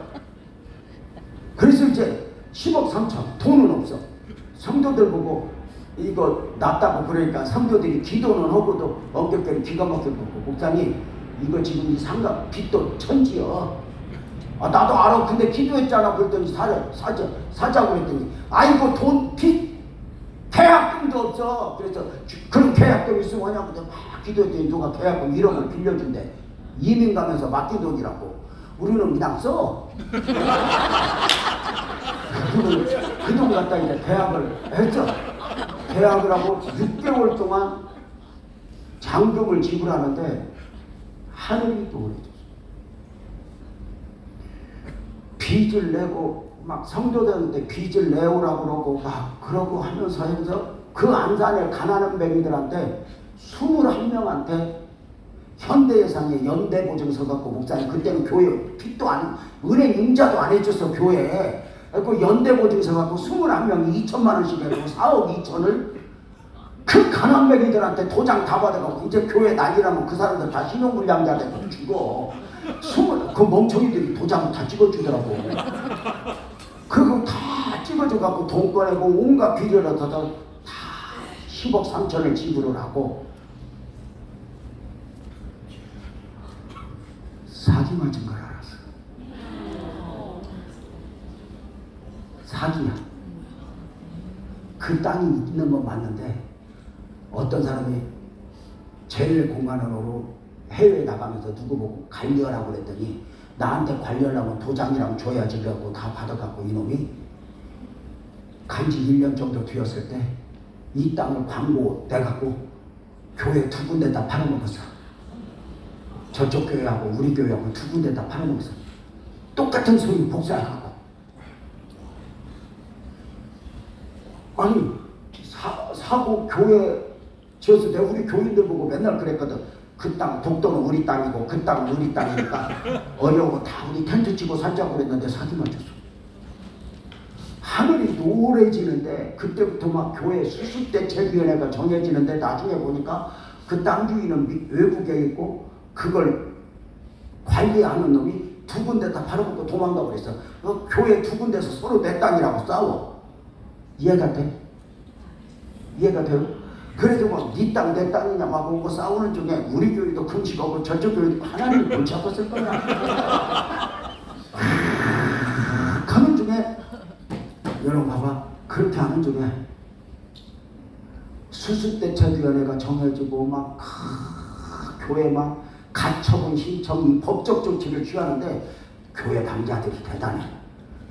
그렇게 기도하라는 때는 안 나오더니 그런 거 하니까 참. 그래서 내 교회는 꼭 기도 많이 하는 사람만 있어야 할 필요가 없다고 하더라고. 그런 게 갖고 다 법적 조치를 취하는 중에 이제 그 교회하고 우리 교회하고 서로 네 땅이냐 내 땅이냐 재판을 붙는 거야. 안산지법이 없어서 수원지방법원에 가서 수원법원 앞에 부장판사 출신 정관예우기관 수준 높은 말인데 알아요. 정관예우라고. 그 부장판사가 이렇게 변호사 개업하면 한 3년은 승소율이 95%잖아. 거기 가서 부장판사 출신이 장로님이래. 옳다 됐다고 찾아가서 뭐든지 쇼 붙일 때는 여러분 이 땅 팔아면 안 팔아. 딱 돈을 갖다 둬야 팔아. 그러니까 목사님들이 은근히 순진해.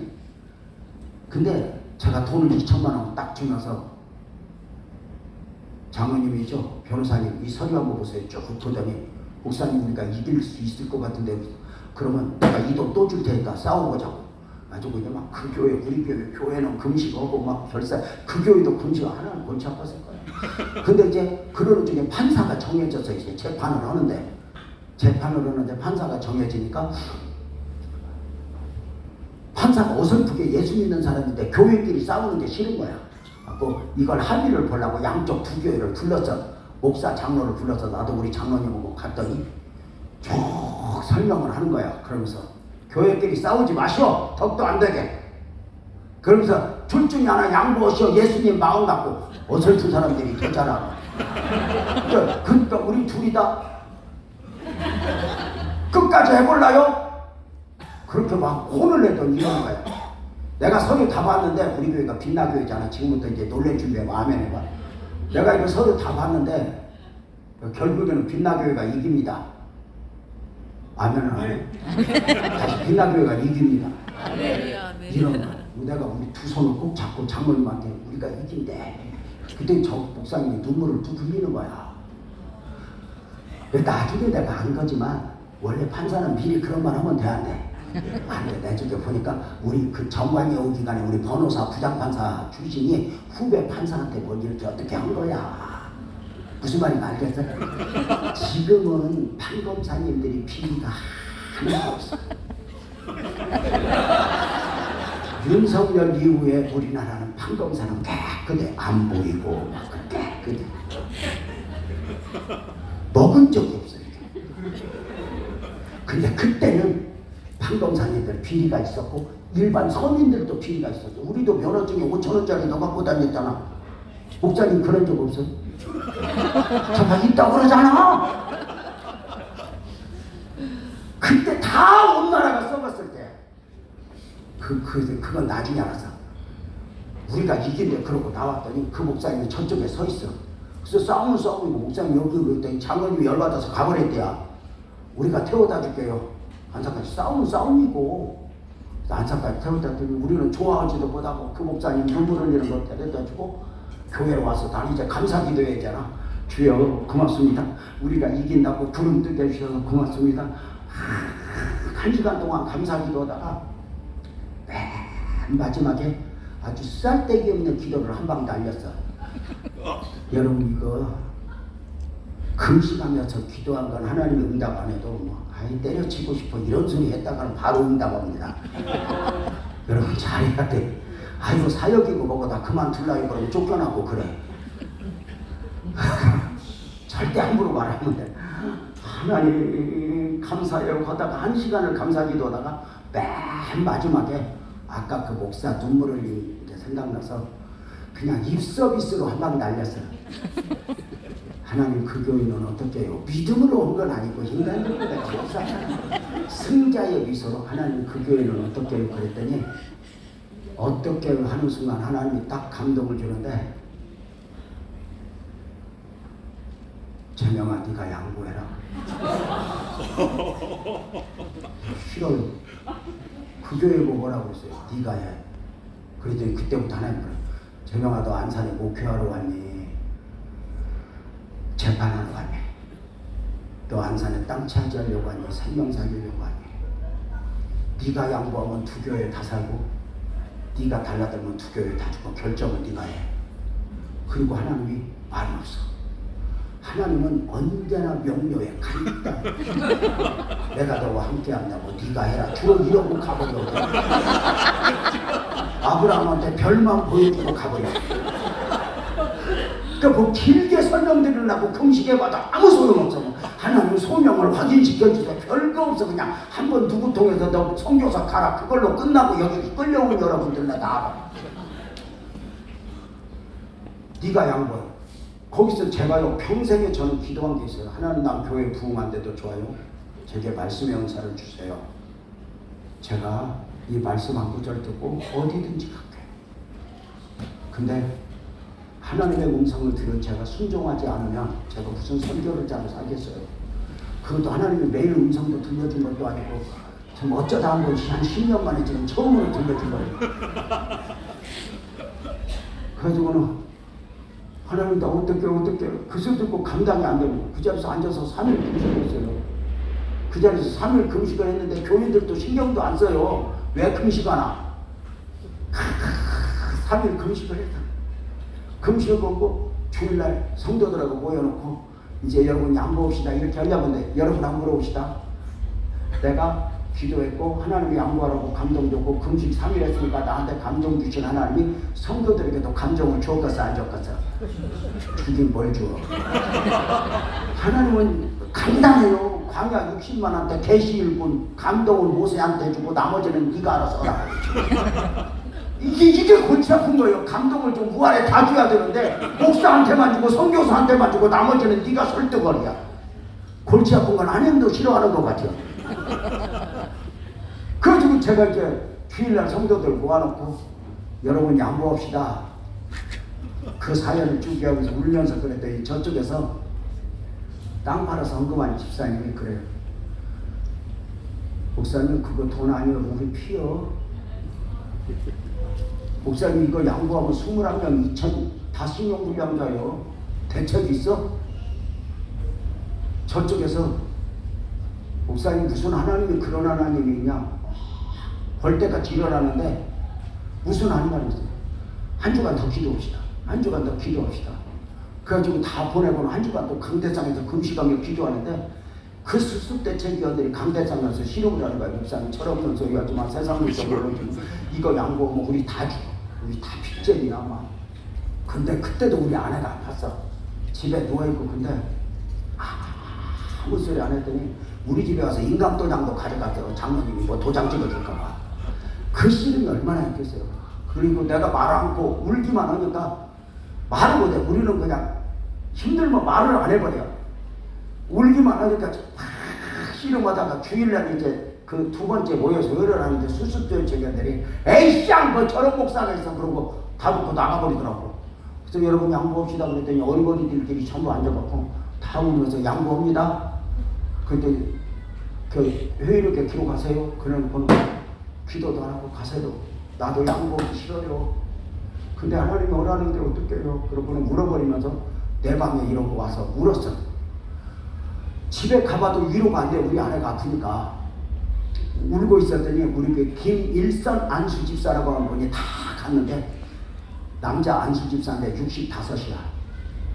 내 방을 놓고 그러네.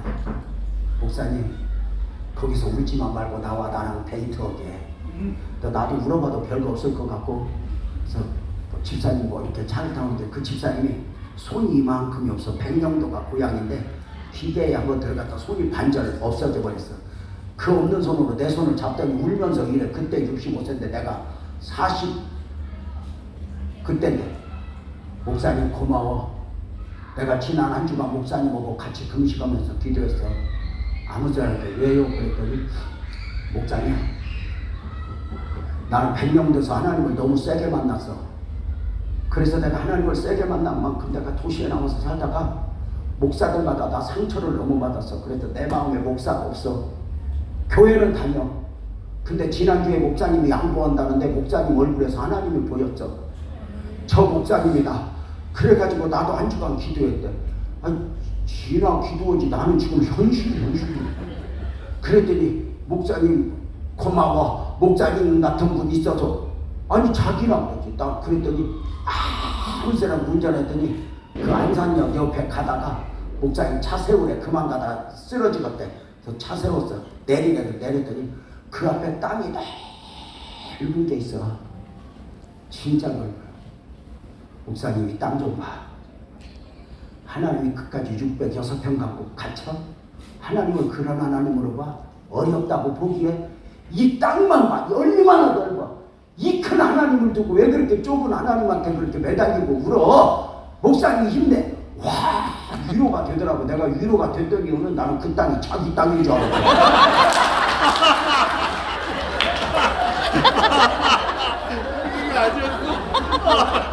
아니 자기 땅은 한 평도 없어. 근데 있잖아 목회가 참 신기한 게 목사가 돌이켜보면 제일 고마운 사람은 말 이쁘게 해준 사람. 아멘. 목사가 말의 상처를 얼마나 받아. 내가 그 집사님 나중에 돌아가실 때 얼마나 끌어안고 울었는지 몰라. 집사님 고마워. 그래가지고 이것저것 다 정리했더니 막 요걸 그 과정이 얼마나 힘들어. 양보한다고 누가 했겠어요. 우리 집사는 은행에서 도장 찍어 나왔더니 집사 내외가 길바닥에서 알아 세워놓고 이게 네 돈이야! 그리고 길바닥에서 고함을 지르는데 제가 울어버렸어요. 미안해. 대책이 있어! 지금도 내가 국민은행 서무동 지점에서 양보하고 차를 타고 나오는데 차가 꽉 막혔는데 집사가 막 삿대질하면서 그런 것 때문에 내가 그냥 차 세워놓고 그 막혔는데 사거리에서 한번 울다 보니까 다 가고 내 차만 서 있는데 경찰이 와서 두드리더라고. 그 가슴이 아픈데 나는 그러면 이제 순종했으니까 좋은 일이 있을 줄 알았어. 6개월이 지나고 세월이 사회가 돼서 그래도 목회 열심히 할 거야. 그리고 목회를 열심히 했거든요. 제자훈련도 열심히 하고 6월 달에 어느 날 다 마무리되고 한 8개월이 지났을 때 6월 달에 제자훈련 시키러 우리 집사님 가는데 여름에 저녁 7시가 넘어서 우리 집사님한테 전화가 와서 목사님 어디야? 나 제자훈련 하러 가.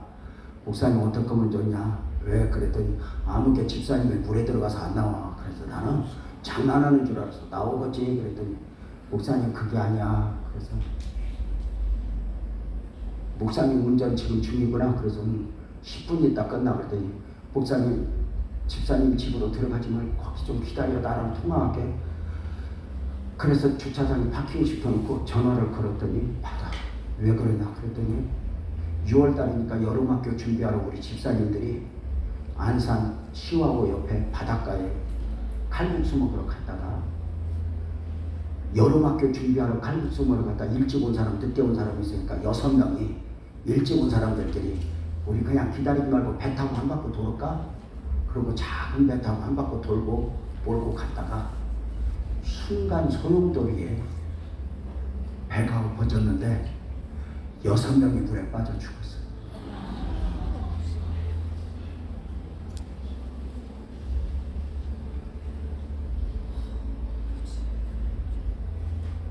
이름 하나하나 부르는데 기가 막힌 거야. 그때가 8시야. 몇 시에 그랬냐 그랬더니 6시에 그랬대. 내가 왜 이제 전화했냐 그랬더니 그래. 목사님 미안해. 사체 세부가 없어. 썰물에 휩쓸려 가는지 사체 세부는 건졌는데 세부가 없어. 제가 어떤 돈이 들어도 장수부 동원해서 다 찾아. 그래놓고 현장에 뛰어가는데 밤 10시에 사체를 다 찾았어요. 깔기로 긁어서. 현장에 갔더니 빚만 잔뜩 있는 교회 목사 붙잡아놓고 안 믿는 친척 돌아서 술 먹고 내벽살 잡으면서 보상대책 세우랬죠. 신문방송 3사 와서 찍어대죠. 우리 교회 신문방송에 많이 나왔네. 거기서 찍어대죠. 검사가 한 곳에서 3명 이상 죽으면 재난사고에서 검사가 지휘해요. 검사가 현장에 사무실 차려놓고 나 불러대죠. 내 그때 잊지 못했던 게 우리 아내가 아픈데 그 장례식장 하나 통째로 빌렸는데 이렇게 하는데 우리 아내가 그 소리 듣고 택시 타고 와갖고는 그 장례식장 중간에서 두 손 들고 하나님 나 데려가지 왜 우리 이 사람들 데려갔어 나 데려가지 그러고 울다 쓰러지면 응급실에 가고 또 쓰러지고 또 기어내려 오고 또 울고 그중에 목회를 했어. 사체 장례도 못 치르게 술 먹고 보상되고 빚만 잔뜩 있는 교회가 무슨 대책이야. 물세 못 오는데 교인들은 다 군데군데 서서 울기만 해. 그러다가 어쩌다 목사님 나 우리 신랑 하나님 앞에 보내줄 거야. 그래서 장례 좀 치러줘. 그래서 사체실에 가서 사체를 꺼냈더니 진흙구덩이에서 꺼내갖고 다 치렀다. 내가 손으로 다 닦아주면서 미안해 내가 죽어야 되는데 자기들이 죽었다. 미안해 그리고 닦고 며칠 그렇게 씨름하는 중에 연구차 6대 간다고 생각해봐. 방송사가 찍고 장례 다 치러서 빚만 잔뜩 있는 교회가 장례식을 치르니까 그때부터 안산에 소문이 뭐라고 났냐면 저 교회 가면 사람 죽어. 저 교회 가면 부도나. 저 교회는 목사가 목사 안 돼야 되는데 목사가 됐어. 저 교회는 하나님의 뜻이 없어. 교회가 부흥되던 만큼이나 밑에서 말들이 도는데 제가요 눈에 진물이 나도록 그랬어요. 근데 설명할 수 있는 방법도 없고 아무것도 없어. 그냥 울어. 그냥 울고 수염은 이렇게 나고 울다가 쓰러져 버리고. 근데 진짜 미치는 게 뭔지 아나 저 교회 가면 사람 주고 저 교회 가면 부도나 저 교회는 목사가 목사 안 돼야 되는데 목사 됐어. 목사한테 붙은 사람마다 다 주고 저 교회는 하나님의 뜻이 없어 하는 중에 진짜 미치는 건 뭐냐면 6명 중에 1명이 재정부장이야. 돌아가신 그 땅 다 날라갔을 때 다 나한테 요구했는데 그 재정부장만 내 손 잡고 그랬어. 목사님 울지마, 내가 돈 벌면 내가 교회 지어줄게 했던 재정부장이 죽어버린 거거든. 빚만 잔뜩 있는 장부 누구한테 맡겨. 그래서 우리 집사님한테 갔어요. 과일 장사하는 집사님한테 가서 이렇게 내밀고, 집사님 이것 좀 재정부 좀 부장하면 안 될까 보더니, 목사님 빚 잔뜩 있잖아, 그지? 근데 맡아. 그랬더니 목사님 나 못해, 나 살기도 힘들어. 그래서 내가 들고 그럼 누구한테 맡기냐? 그러고 울어버렸어. 나 그랬더니 목사님 울지마, 내가 할게. 재정부장 맡고 6개월 만에 교통사고로 또 죽어. 내가요, 하나님 이게 뭐냐? 하나님 이게 뭐냐? 도대체 이게 뭐냐고? 얼마나 울다 쓰러지고 눈에 진물이 나도록 울고. 그리고 한 달, 2달 오는데 교인들 도망가는 사람은 도망가고. 거기서 울다 보니까 그때 우리 지하실 멤버들이 우리 목사님 강대상에 있는데 불침번선인데, 나중에 물으니까 왜 불침번선이 하니까 우리 목사님 저렇게 울다가 죽을 것 같아서 불침번섰다는 거야. 울고 있는데 몸도 아프고 누구도 오라고도 하는데 그렇게 아프다. 그때도 우리 아내가 아팠는데 내가 어느 날 새벽에 몸이 해서 집에 가서 좀 샤워 좀 하고 좀 오래간만에 가서 좀 씻고 하고 싶다 그러고 샤워했더니 몸이 다 환해져. 그래서 방에 가서 잠깐 누웠어. 내 서재방에. 그랬더니 우리 딸이 그때 11살이었는데 내 방으로 속 들어와. 저 딸 왔네. 그리고 안 왔더니 그 딸이 내 품에 앉아서 이러는 거야. 아빠, 나 뭐 물어볼 거 있어. 뭔데? 그랬더니 아빠는 왜 엄마하고 함께 앉아?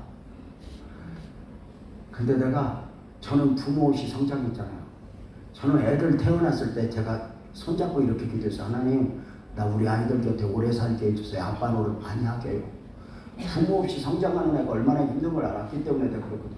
그래서 나는 우리 아이들에게 좋은 가정 물려주고 싶었는데 우리 아이가 아빠는 왜 엄마하고 함께 앉아? 그래서 내가 꼭 끌어안고, 미안해 딸, 아빠는 원래 엄마하고 함께 자는 건데 엄마도 아픈데 아빠도 아파.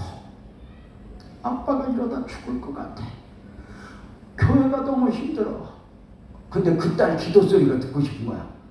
딸 기도 좀 해줘. 그랬더니 딸이 대복을 딱 끌어안더니 아빠 기도하자. 그러더니 하나님 우리 아빠 살려줘요. 우리 아빠 죽으면 안 돼요. 우리 아빠 죽으면 교회는 어떻게 해요? 교회는 어떻게 해요? 우리 아빠 죽으면 교회는 어떻게 해요? 기도하는데 내 우리 딸 기도 소리 가만히 들어보니까 이 딸이 내 걱정하는 게 아니라 교회 걱정이야. 이게 목사 자식이고 선교사 자식이요.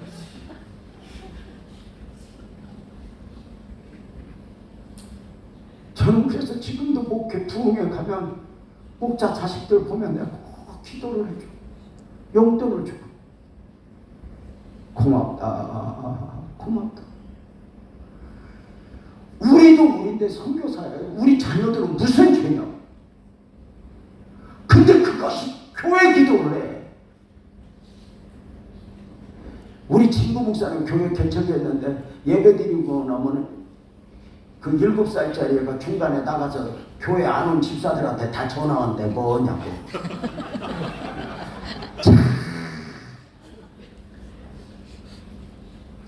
그렇게 교회가 힘들 중에 수염이 이렇게 자라고 제가 얼굴도 까맣잖아요. 얼마나 힘들어. 그리고 지쳐갖고 있는데 교회도 떠나가고 그러는데 어느 날 새벽에 강대상에서 자우자우 하고 있는데 어떤 집사님이 왔어.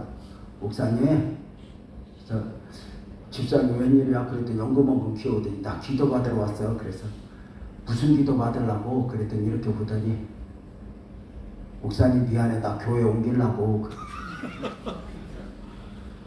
목사한테 교회 옮긴다 소리가 얼마나 무서운 소리인지 알지? 교회 옮기려고 그래서. 왜? 그랬더니 목사님 나 평안한 교회 좀 보내주라. 이 교회 하나님의 뜻이 없대. 목사님 이 교회 오면 부정하고 사람 죽는데, 목사님 만나면 사람 죽는데, 나도 아닌 건 알지만 나 평안한 교회 좀 가고 싶어. 나 좀 보내줘. 근데 다른 교회로 옮기겠다고는 집사가 미운 게 아니라 부러운 거 있지. 그래서 내가 손잡고 집사님은 좋겠다, 갈 수 있어서. 나는 못 가. 나 가면 큰일 나. 집사님 갈 수 있어서 좋겠다. 그때 그 집사님 끌어안고 10분 울었어. 하나님이 집사님 간대 나도 보내줘. 나도 큰 교회 싫어. 평안한 교회 좀 보내줘. 나도 싫어. 나도 평안한 교회 좀 보내줘. 여러분, 교인들 나오네 안 나오네 했지. 제일 먼저 도망가고 싶은 건 목사고 사모예요. 여러분들이 뭐 견딜 수 있어서 선교지에서 20년 30년 견뎌서 뭐 자랑할 거 눈에 보일 거 뭐 있어? 그 집사님 10분 안에 끌어안고 하나님이 집사님만 보내지 말고 나도 보내줘. 나도 평안한 교회 좀 갈래. 10분 울었는데 그 집사님 여정복 가고 앉아있고. 근데 이게 간다고 가지는 게 아니야. 이게 하나님이, 여러분들 맨날 그만둘라다 지금 여기까지 왔잖아. 그게 우리 교회야.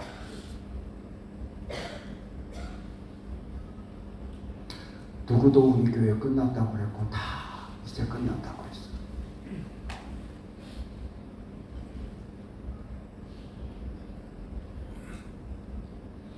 그 후로도 우리 교회는 세월호 때도 우리 아이들 6명이 하늘나라 갔어.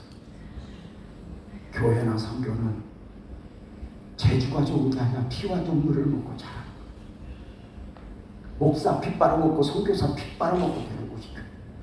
예수님 피 빨아먹고 복음이 복음됐어요? 예수님 능력으로 복음이 복음됐어? 아니요.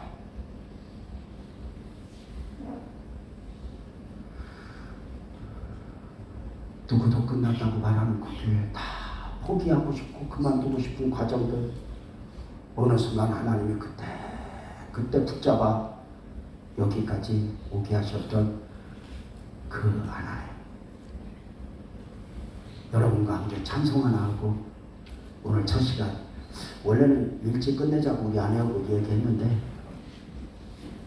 앵콜도 없을 것 같고 그래서 어쩌다 제 이야기를 하다 보니까 그래졌는데, 이제 설교 마치려고 우리 찬양 하나 제가 준비했거든요. 제가 너무너무 힘들 때 이 찬송 많이 불렀어요. 자막 띄워줄 수 있죠? 누가 마이크 잡고 함께 좀 불러주면 좋겠는데.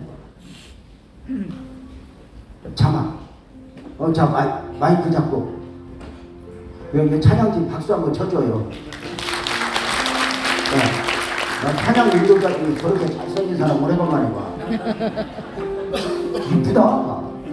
자, 우리 선교사님들 다 일어나서 우리 찬양합시다.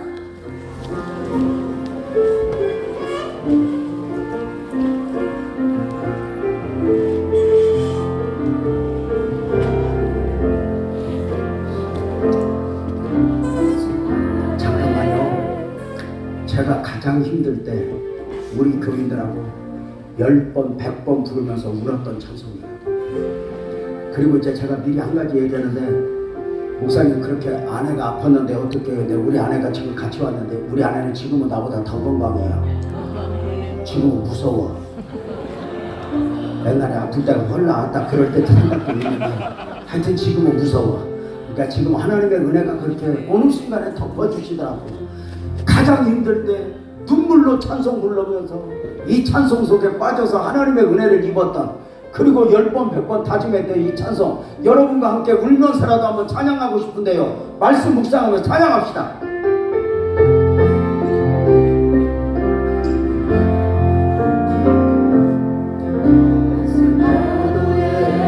돛대가 부러지고 도시 찢어져 난파할지라도 주님은 의심하지 않으니 오직 주님만 믿으니 내가 지금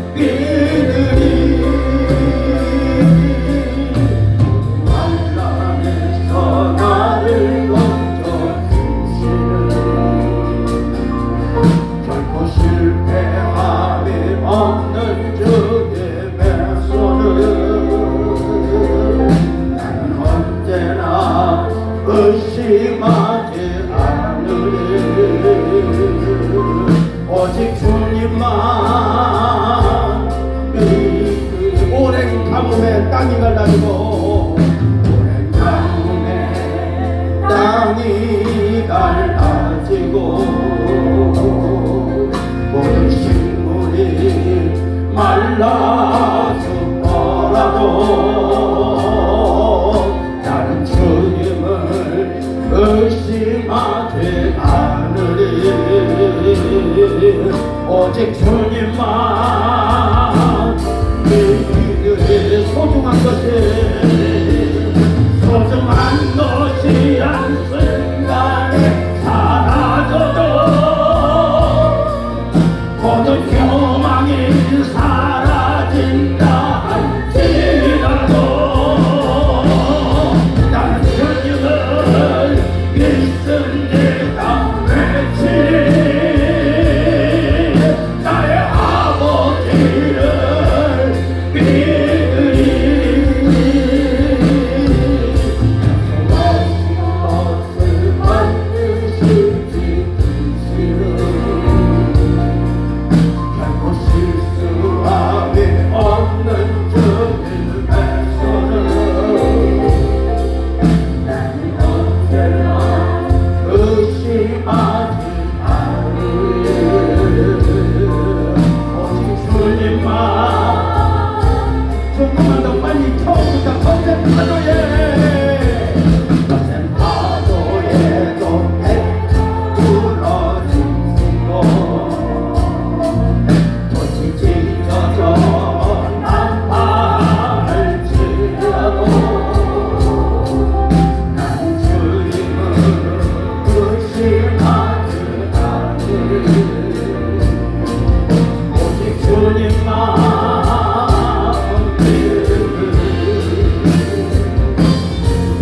내가 찢어진 것 때문에 울지라도 모든 희망이 산산조각나더라도 나는 주님을 믿습니다 외치리. 나의 아버지를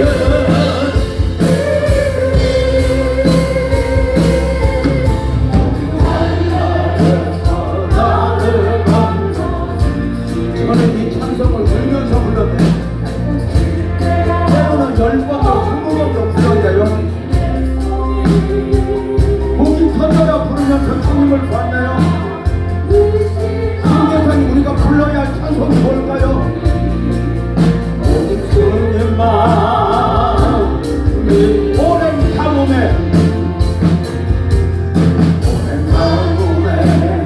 땅이 펼쳐지고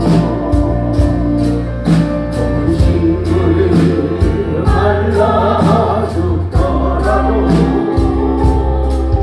나는 주님을 의심하지 않으리.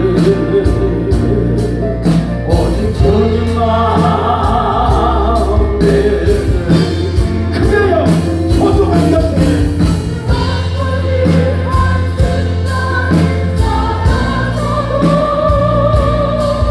모든 소망이 사라진다 할지라도 나는 주님을 믿습니다 외치리. 나의 아버지를 아멘이에요. 것을 반드시 지키시는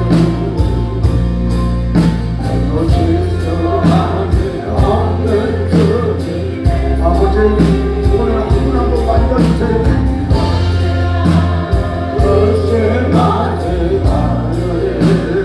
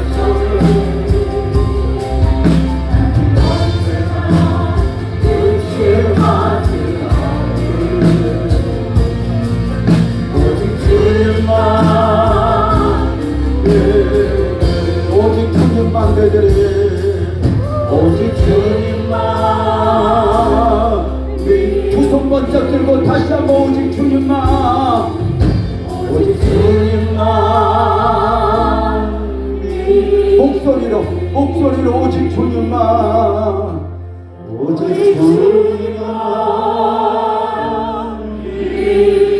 한번 더요 그대로 오직 주님만 오직 주님만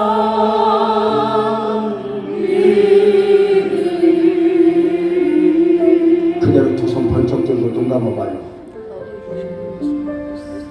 하나님이 뭐라고 하는가 한번만 들어봐요. 너 언제부터 무너져 있니? 너를 일으킬 자는 나연을 아멘.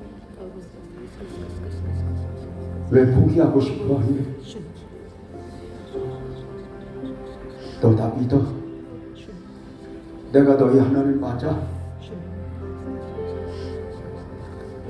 이 시간 우리 하나님 앞에 오래간만에 한번 기도하지 않을래요? 부러지셔서 목이 터지도록 우리가 기도하다 선교사 됐잖아요. 씨름하다가 하나님 앞에 왔잖아요. 하나님 아버지 두 손을 번쩍 들었습니다.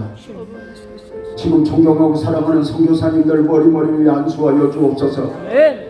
지금 위로부터 오는 은혜를 기다립니다. 성령님 회복되어야 됩니다. 우리가 살아나야 됩니다. 이대로 가면 지쳐서 또 쓰러집니다. 하나님이 일으켜 주십시오. 살려주십시오. 회복시켜 주십시오. 옆에 사람보다 크게 주여 세 번 하고 한번 통성으로 기도합니다. 주여 주여